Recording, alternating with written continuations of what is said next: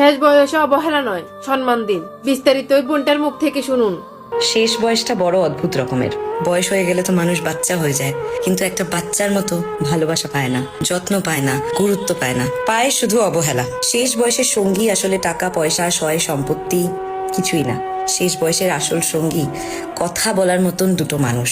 দুটো কথা বলার জন্য আমরা তখন একটা মানুষ খুঁজে বেড়াই, দুটো লোক খুঁজে বেড়াই। এই বয়সটায় নিজের ইচ্ছে মতো একটা কাজ করার আগে আমরা 10 বার ভাবি, ভয় পাই যে এই বোধহয় ছেলে মেয়ের কাছে বকুনি খেতে হবে। মানুষগুলোর একটু গান শুনতে ইচ্ছে করলেও মনে হয় বাবা আমি এত জোরে গান শুনবো, নাতি নাতনির বোধহয় পড়াশোনায় অসুবিধা হবে, ছেলের বউ হয়তো কিছু বলবে। ছেলে মেয়ে কাজের থেকে এসছে, তারা কি দেখবে, বরং টিভি রিমোটটা ওদের কাছেই থাক, আমি না হয় নাই বা দেখলাম। খাবার টেবিল যতই সাজানো গোছানো থাক না কেন, চব্যচস্য খাবার থাক না কেন, তবুও যখন সবাই নিজেদের মধ্যে ব্যস্ত থাকে, কেউ ফোন নিয়ে, কেউ টিভি দেখছে, দুটো কথাই হচ্ছে না খাবার টেবিলে বসে, তখন আর খাবারটাও খেতে ইচ্ছে করে না তাদের। শেষ বয়সের সঙ্গী পুরনো ছবির অ্যালবাম, ওষুধের কৌটো আর বাড়ির বারান্দাটা, আর মাঝে মধ্যে চশমাটাও খুঁজে পাওয়া যায় না। মোবাইলে কিভাবে কি দেখতে হয় সেটাও আমাদের বুড়ো মানুষগুলোকে শিখিয়ে দিতে বিরক্ত লাগে। তারা মোবাইলটা এনে কিছু জিজ্ঞেস করলে বুঝিয়ে দিতে আমাদের ধৈর্য থাকে না। ব্যাংকের বইটা আপডেট করে এনে দিতে বললে আমাদের কর্মব্যস্ততা বেড়ে যায়। বড়দের ছোটখাটো কাজগুলো করে দিতে ছোটদের সময় হয় না। চশমার পাওয়ারটা বদলাতে বললে এই তো আজ দিচ্ছি কাল দেবো করে করে আমরা ভুলেই যাই। হ্যাঁ, আমরা বলি ঠিকই যে শেষ বয়সে মানুষ একদম শিশু হয়ে যায়, কিন্তু সেটা আমাদের ভেতর থেকে মানতে কষ্ট হয়। শিশুদের যেমন ছোট ছোট কথায় অভিমান হয়, বড়দের বয়স্ক মানুষগুলোরও তাই হয়। ছোট ছোট কথাগুলোও তাদের মনে খুব জোর লেগে যায়। হ্যাঁ, এটা ঠিক, বাচ্চারা ঠোঁট ফুলিয়ে কাঁদতে পারে, কিন্তু বুড়ো মানুষগুলো সবার আড়ালে গিয়ে চোখের জল ফেলে।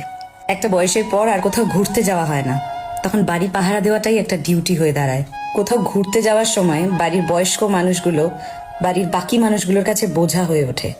বয়স্ক মানুষগুলোকে রঙিন জামা কাপড়ের সাথে নিজের শখ আহ্লাদগুলোকেও আলমারির তাকে তুলে রাখতে হয়। বাড়িতে একা থাকলে কেউ একটা ফোন করে খবরও নেয় না যে শরীর ঠিক আছে তো। নিজের সন্তানকে নিজেরই আর শাসন করার অধিকার থাকে না, উল্টে শাসনের পাহাড় এসে পড়ে এই বয়স্ক মানুষগুলোর ওপর। আসলে শেষ বয়সের মানুষগুলো হয়তো শেষ হওয়ারই অপেক্ষা করছে।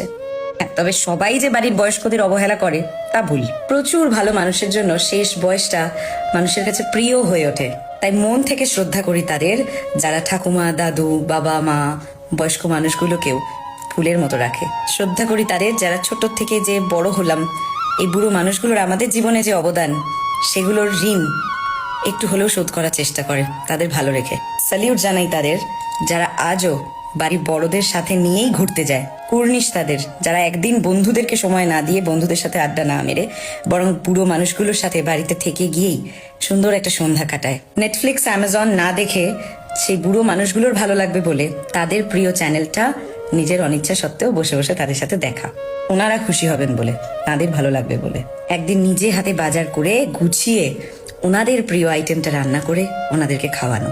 ঠিক যেমন ছোটবেলায় ওরা আমাদের কথা ভাবতো, সেরকম। ভালো থাকুক তারা, পুরনো মানুষগুলোকে নতুনের মতো রেখেছে যারা।